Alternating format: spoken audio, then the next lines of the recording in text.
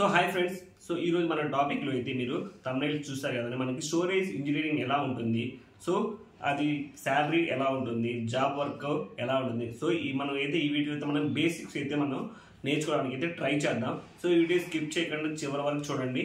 So మీకు ఒక idea వస్తుంది.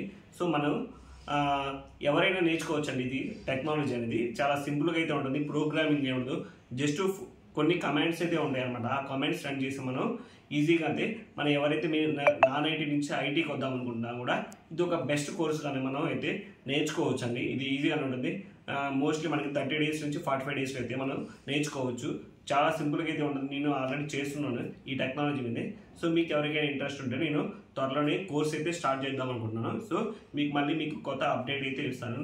ఎప్పుడైతే కోర్స్ స్టార్ట్ చేద్దాం అనుకుంటున్నాం, మరి నేను సపరేట్గా అయితే వీడియో చేద్దాం అనుకుంటున్నాను. సో అప్పుడైతే మీరు అయితే మిమ్మల్ని నన్ను డైరెక్ట్గా అయితే కాంటాక్ట్ కావచ్చు. సో మనకి స్టోరేజ్లో మనకి ఓన్లీ ఎవరైనా జాయిన్ అవుదాం అనుకుంటే మినిమం అయితే డిగ్రీ ఉండాలండి. సో అది ఎట్లా ఉంటుంది మనకి ఫ్యూచర్ అంటే, ఇప్పుడు మొత్తం ఫ్యూచర్ నీకు ఏ డొమైన్, ఏ టెక్నాలజీ ఏది వచ్చినా కూడా, ఫర్ ఎగ్జాంపుల్ ఏ కొత్తది సాఫ్ట్వేర్ వచ్చినా కూడా దానికి స్టోరేజ్ అనేది కంపల్సరీ కామన్ అండి. మనకి ఫేస్బుక్ కానీ, వాట్సాప్ కానీ, ఇన్స్టాగ్రామ్ కానీ ప్రతి ఒక్క దానికి మనకి స్టోరేజ్ కంపల్సరీగా అవసరం. ఏ కొత్త సర్వర్ వచ్చినా కూడా దానికి స్టోరేజ్ కంపల్సరీ కావాల్సిందే. సో మీకు స్టోరేజ్ గురించి అయితే మనకి చాలా అయితే సోర్సెస్ అయితే ఉన్నాయి. ఫ్రెషర్స్కి మాత్రం అయితే కొంచెం తక్కువ వేకెన్సీ అయితే ఉంటాయి. సో స్టార్టింగ్ వచ్చేసరికి దాని శాలరీ వచ్చేసరికి 5 LP ఉంటుంది. 5 lakhs నుంచి అప్ టు మనకి ఇంకా ఎక్స్పీరియన్స్ పెరిగే కొద్ది 20 lakhs 30 lakhs వరకు అయితే ఉంటుందన్నమాట. సో ఇది చెప్తున్నా కదండి, ఆ ప్రోగ్రామింగ్ ఏ ఉండదు, కోడింగ్ ఏ ఉండదు, జస్ట్ ఫ్యూ కమెంట్స్ ఉంటాయి. సో మనకి మోస్ట్లీ 30 days నుంచి 45 days అయితే నేర్చుకోవడానికి మనమైతే నేర్చుకోవచ్చు అండి. సో ఫస్ట్ ఆఫ్ ఆల్ మనకి ఏ టెక్నాలజీ ఉంది స్టోరేజ్ టెక్నాలజీలో, దాస్ అనమాట, డైరెక్ట్ అటాచ్డ్ స్టోరేజ్. సో మనకి ఇది బాగా ఓల్డ్ వర్షన్ అనమాట. ప్రజెంట్ ఇది ఎవరు యూజ్ చేయట్లేదు. సో మనకి దాంట్లో అడ్వాంటేజ్ కంటే డిసడ్వాంటేజ్లే ఎక్కువ ఉంటాయి అనమాట. సో దాని తర్వాత technologies NAS technology, network attached storage. For example మీకు చెప్పాలంటే మనకి గూగుల్ డ్రైవ్స్ ఉండేది కానీ మనకి గూగుల్ మనకి 15 GB అయితే మనకి ప్రొవైడ్ చేస్తూ ఉంటారు. మనకి గూగుల్ ఫొటోస్ కానీ ఫ్రీగా ప్రొవైడ్ చేస్తూ ఉంటారు. కొత్త ఈ జీమెయిల్ చేసుకున్నా కూడా. సో తర్వాత మనం ఇంకొంచెం ఎక్స్ట్రా పెంచుకోవడానికి మనకు పెయిడ్ అయితే చేయాలి. సో అట్లానే చిన్న బిజినెస్కి మనకి కంపెనీ వాళ్ళని హిటాచీ స్టోరేజ్, తర్వాత ఇట్లా చాలా అంటే సర్వీస్ ప్రొవైడర్స్ అయితే ఉంటారన్నమాట. వాళ్ళు మనకి పర్సనల్ బిజినెస్ పరంగా అయితే మనకి స్టోరేజ్ అయితే ప్రొవైడ్ చేస్తారు. త్రూ మనకి ఇంటర్నెట్ ద్వారానే మనకి ప్రొవైడ్ చేస్తారు. సో దీన్ని నాస్ అంటారు, నెట్వర్క్ అటాచ్ స్టోరేజ్. నెట్వర్క్ అంటే మనకి ల్యాన్ ద్వారా అన్నమాట. మనకి ఏదైతే మనకి డేటా వస్తుందో, మనకి మొబైల్ ఇంటర్నెట్ కనెక్షన్ పెట్టుకుంటామండి, ల్యాన్ కనెక్షన్ ద్వారానే మనకైతే వస్తుంది. చిన్న బిజినెస్లకి అయితే అది సూటబుల్ అవుతుంది, పర్సనల్కి, బిజినెస్కి. సో అనేది యూజ్ అవుతుంది. సో తర్వాత వచ్చేసరికి ఫైనల్గా వచ్చేసరికి SAN technology, storage area network. So మనకి ప్రజెంట్ ఇది ఓన్లీ అంటే దీనిలో హై సెక్యూరిటీ ఉంటుంది, తర్వాత కూడా హై స్పీడ్ ఉంది, హై ఎఫిషియన్సీ ఉంటుంది అనమాట. చాలా dedicated network storage area network అనేది, చాలా dedicated. So what is storage device? బేసికల్గా స్టోరేజ్ డివైస్ అంటే a storage device which is capability of storaging data is called storage device అంటారన్నమాట మనకి. ఫర్ ఎగ్జాంపుల్ వీటిలో మనం చూస్తే మనం pen drives, hard drive, memory card, హప్పీ డ్రైవ్, ట్యాపే డ్రైవ్, సో ఇవన్నీ కింద మనకి స్టోరేజ్ డివైస్ కిందే వస్తాయి అనమాట. సో డేటాని మన స్టోరేజ్ని ఎలా మెజర్ చేస్తాము?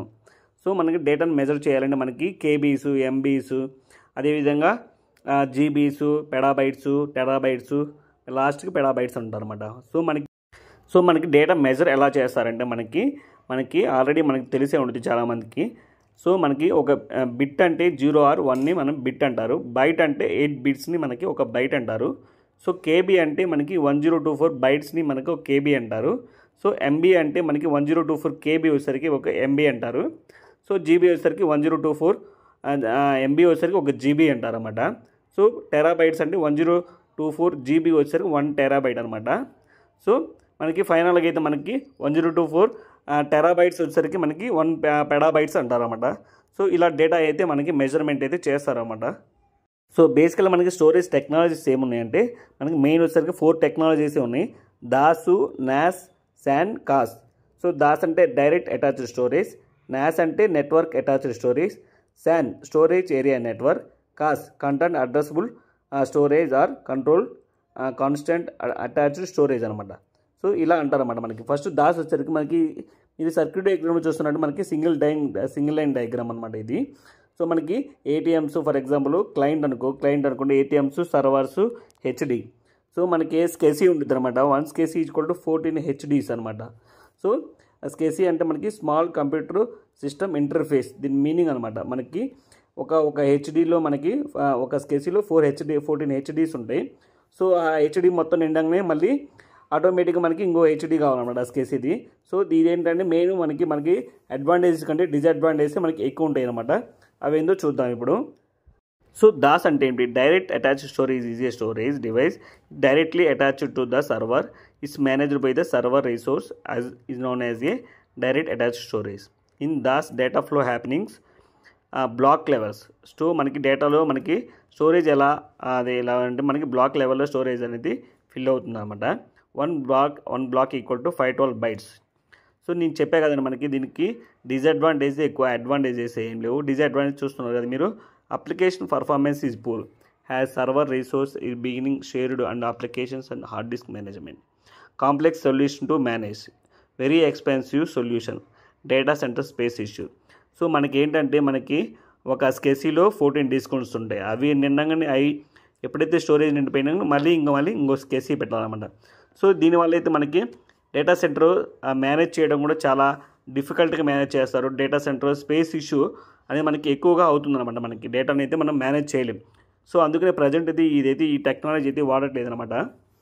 సో NAS అంటే నెట్వర్క్ అటాచ్డ్ స్టోరేజ్. సో మీరు ఈ డయాగ్రామ్ చూస్తున్నారు కదండి. సో నెట్వర్క్ అటాచ్డ్ స్టోరేజ్ అంటే ల్యాన్ అనమాట. మనకి ఇంటర్నెట్ అయితే ఏది వచ్చిందో ల్యాన్ కేబుల్. సో దీనికి మల్టిపుల్ యూజర్స్ ఉంటారు, ఏటీఎమ్స్ ఉంటాయి. ఫర్ ఎగ్జాంపుల్ చెప్తున్నాను, నువ్వు వాడుకోవచ్చు, నేను వాడుకోవచ్చు, రామా వాడుకోవచ్చు, విండోస్ సర్వర్స్ ఉంటాయి, ఆఫీసు లైనక్స్ సర్వర్స్ ఉంటాయి, ఆఫీస్ పర్పస్ని యూజ్ చేసుకోవచ్చు. సో మల్టిపుల్ యూజర్స్ అయితే దీంట్లో అయితే మనకి యూజర్స్ అయితే ఉంటారు.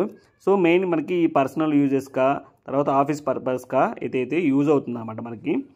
So storage attached storage network data flow happens. మనకి ఫైల్ లెవెల్ అయితే మనకి డేటా మనకి ఫ్లో అవుతుంది అన్నమాట. ఫైల్ లెవెల్లో మనకి ఫైల్ స్టోరేజ్ అనేది ప్రొవైడ్ చేశారు. NAS needs some external protocols for windows users CIFA and windows and యూనిక్స్కి NFS యూజర్స్ అనమాట. CIF అంటే common internet file system, NFS అంటే నెట్వర్క్ ఫైల్ సిస్టమ్. సో దీనివల్ల మనకి ఫర్ ఎగ్జాంపుల్ మనకి గూగుల్ డ్రైవ్ టైప్ అనమాట. మనకి డేటా కావాలంటే మనకి డైరెక్ట్గా ఆన్లైన్ మనకి పర్చేస్ చేసుకోవచ్చు. ఫర్ ఎగ్జాంపుల్ మనకి గూగుల్ వాళ్ళ జీమెయిల్ మనకైతే 15 GB అయితే మనకి ప్రొవైడ్ చేస్తున్నారు. సో అంతకంటే ఎక్స్ట్రా ఉంటే మనకి పెయిడ్ సర్వీస్ అడుగుతుంది అనమాట. సో ఇది మనకి పర్సనల్గా యూజెస్గా, తర్వాత అదేవిధంగా ఆఫీస్ పర్పస్కి, చిన్న వాటికి బిజినెస్ పర్పస్కి అయితే మనకైతే ఇదే చేసుకుంటూ ఉంటారన్నమాట ఇది. సో మనకి అడ్వాంటేజెస్ డిసడ్వాంటేజెస్ చూద్దాం. సో మనకి NASలో డిసడ్వాంటేజ్ చూద్దాం. May observe performance issue has network being shared between user traffic and storage traffic. So దీంట్లో మనకి యూజర్స్ ఉంటారు, స్టోరేజ్ ఉంటారు. సో మల్టిపుల్ యూజర్స్ అయితే ఉంటారనమాట. సో మేబీ దీనికి ఇష్యూ అయితే వస్తుంది. మనకి ట్రాఫిక్ అనేది కొంచెం ఎక్కువగా ఉంటుందన్నమాట. Security issue due to user traffics. For example ఒక అతను వేరే వాడు యూజ్ చేసుకుంటారు, మనం ఒకటి యూజ్ చేసుకుంటూ ఉండడం, ఇట్లా సెక్యూరిటీ ఇష్యూస్ అయితే మనకి ఈ NASలో అయితే మనకైతే మనం ఫేస్ చేస్తాం అనమాట. సో అడ్వాంటేజెస్ ఏంటి? Comparative better than Das. So దానికంటే బెటర్ దాన్ దాస్ కంటే డైరెక్ట్ అటాచ్ కంటే ఇది బెటర్ అనమాట. Simple solution, one time cost. So మనం ఒకసారి పర్చేజ్ చేసుకుంటే మనము అది అయిపోయినంత వరకు తర్వాత మళ్ళీ ఆన్లైన్లో మనకి ఎప్పుడైతే డేటా అయిపోతుందో మళ్ళీ ఆటోమేటిక్గా మనం పర్చేస్ చేసుకోవచ్చు అనమాట. Storage can be shared multiple users.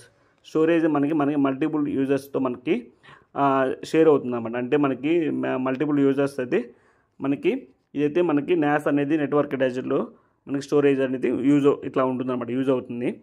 అదే ఫర్ ఎగ్జాంపుల్ చెప్తున్నా కదా మీకు, మనకి నెట్వర్క్ ద్వారా మనకేది డేటా ప్రొవైడ్ చేస్తున్నారో సో దాని ద్వారానే మనకి డేటా అనేది ప్రొవైడ్ చేస్తారు. నీకు 1 GB కావాలంటే 1 GB, TB కావాలంటే TB, అట్లా మనం ఎంత కావాలంటే అంత మనకి పర్చేజ్ చేసుకోవచ్చు. సో దానివల్ల అయితే మనకి ఏది యూజ్ అవుతుంది.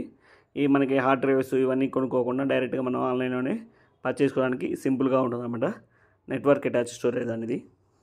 సో మనకి ఫైనల్గా వచ్చేసరికి స్టోరేజ్ అనమాట. SAN storage area network is a dedicated FC network which is design only for storage traffic is called SAN అనమాట.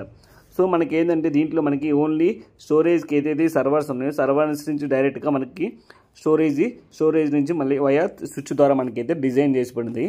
సో NAS లాగా మనకి మల్టిపుల్ యూజర్స్ అయితే ఉంటారు. దీనిలో ఓన్లీ సర్వర్సే ఉంటాయి. సర్వర్స్, స్విచ్చెస్, స్టోరేజ్ అనమాట వీటికే కనెక్ట్ అవుతాయి అనమాట. సో మనకి అందుకని డెడికేటెడ్ ఒక సర్వర్స్కి డెడికేటెడ్ స్టోరేజ్ అయితే ఇలా ఉంటుందన్నమాట. చాలా దీనికి సెక్యూర్గా ఫాస్ట్గా అయితే రిలయబిలిటీ అయితే ఉంటుంది మొత్తం. సో ఇలా అనమాట మనకి క్లయింట్ ఫర్ ఎగ్జాంపుల్ యూజర్ కానీ users switch storage end to end inscription ఇట్లా ఉంటుందన్నమాట మనకి. అంటే మనకి డేటా ఫ్లో హ్యాపీనెస్ అంటే బ్లాక్ లెవెల్, మనకి డేటా అనేది మనకి బ్లాక్ లెవెల్లో స్టోరేజ్ అవుతుందన్నమాట.